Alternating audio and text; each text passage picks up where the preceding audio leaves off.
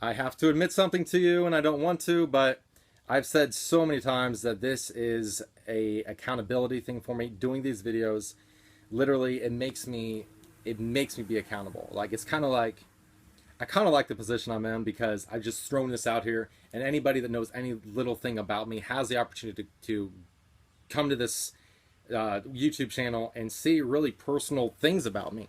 And so it's like it's already out there, and it's a way to keep myself accountable because right now there's really not going to be much else shock, right? I mean, it's a journey from being very miserable in sin to now living a very pure life and wrestling with temptation all the time. Well, I have wrestled, like I have struggled. It's been miserable. I mean, I'll just be very forthright with you. It's been miserable this week, about 3 days. And I think it's just now kind of at least loosening and lessening up a little bit, this temptation. But for the past 3 days, it's been difficult, like extremely difficult. I'm talking temptation all the time. I'm talking just random things coming in my head where it's like, okay, I could do this, or I could do this, or I could go here, or I could call this person, or I could devise this scheme, or I could go to that. Like there's so many things that has been going through my mind, and it has just been difficult. I mean, I don't know really how else to say it, but I know why. And it's because I did something stupid earlier this week that kind of got all the endorphins in my head and set just out looking and wanting and being very receptive to any little type of temptation. And I'll tell you what it is. What I did is during my job, I go door to door, by the way, for my job. And this one house that I went into, I looked. My eyes looked at something. And as I did at this one house, as my eyes were looking at this, I it's like everything went slow motion. It lasted for probably literally 30 seconds. But I looked at this, and as I did, I'm like, crap, I shouldn't be, but what's the harm? There's everything else going on because I really wasn't prepared for it. I'm just doing my normal job thing, and just boom, it hit me.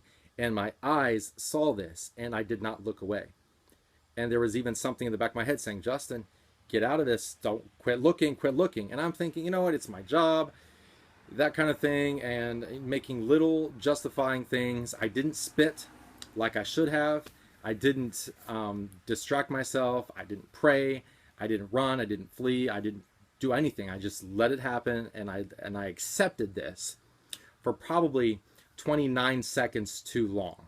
Because the first second, we can't help really what comes into our zone, our eye zone.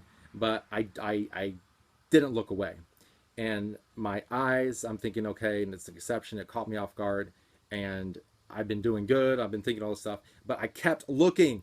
And that 30 seconds of what I saw, and I'm not going to get into it.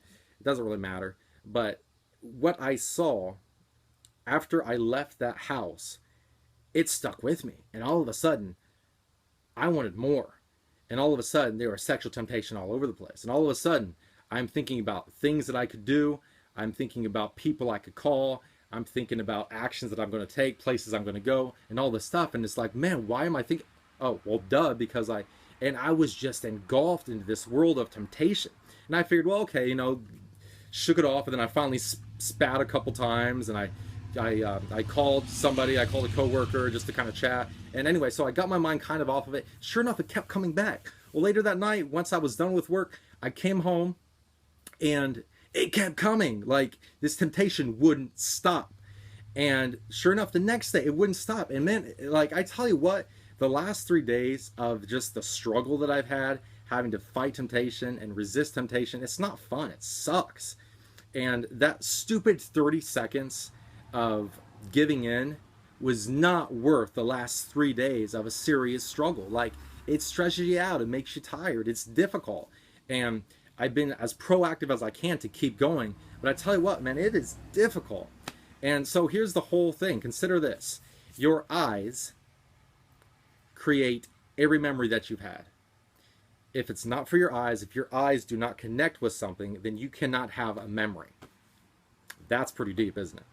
But think about it. Your eyes cannot do anything but create a memory. And it's kind of up to us how much we want to really focus on that memory. And usually if it's like an exception or something that really stimulates us or something that was odd, then we'll remember it more. Well, that was a really odd thing when I opened, when this door opened and I saw this and I couldn't get away. And since it was an odd thing, it's stuck in my mind.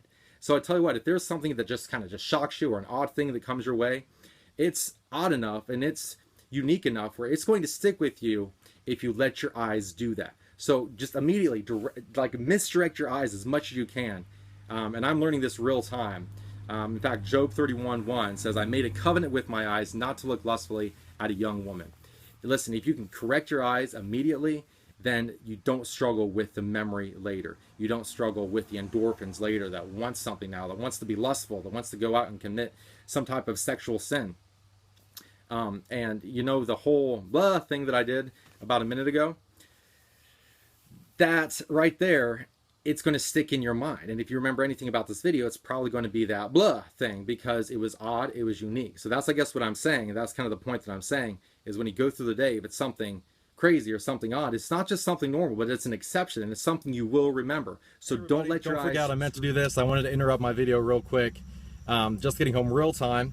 And I needed to let you know that here before September gets here, probably, I don't know, a couple weeks, but still here in August, I am going to be doing a series of end times videos. Literally pointing out several signs that we see right now of really Christ coming back, of really, I mean, we're in the end days. So what can we look at right now that is happening that Scripture points out to us that we see every day in the news or current events? Well, I got a list. I got at least 50 signs, and I'm going to be doing probably a good couple weeks, just little videos of signs that we see in the Bible and how we see prophecy literally being fulfilled as we speak in the news and in current events. So I just want to let you know that because I was kind of excited about it. Right now, I'm going to let you get back to the guy on the couch, and it does make a lot of sense, doesn't it? Whatever you see with your eyes creates the memory, and that memory makes you go crazy, and it's not a good thing. So if we can just protect our eyes to get started, then we live a lot better, purer, more insane, more fulfilled lives. I'm so creative, aren't I? All right, back to the guy on the couch. Keep fighting. Again, guys, you cannot let your eyes screw you over. If you, sometime during the day or randomly, you know, I am seeing this, for some reason I'm making an exception, like it's going to be okay. Just think, this 10, 15, for me 30 seconds, which is actually a long time if you think about 30 seconds to let your eyes soak something in. And I'm kicking myself now for it. So please take an example off of the stupid thing that I did. Don't let your eyes dwell. Make a covenant with your eyes not to look lustfully. What's the verse say? Not to look lustfully at a young woman. Don't do it, because if you do, you're not going to really be thinking about that memory so much, but that memory is going to keep staying fresh in your mind, and it's going to make you want those other things, no matter what it is. So I appreciate you for sticking in here with me again. I hope that through my example and my idiocracy that you can at least be aware when that does happen, when you see something and you can see you can either look at it or look away. Choose to look away and just get it out of sight, out of mind. If you keep on it, it's going to stick with you, and it's going to put another temptation and another temptation and another temptation until you're miserable like I've been these last 3 days. Thanks for hanging in here toward the end of the video. I hope you like my little divider thing in my video. It is true, I'm going to start talking big time on some end time stuff, and it's going to be in a very short time. So be looking, and it's going to be a good thing. Have a great rest of the weekend, guys, and I'll see you again next Saturday.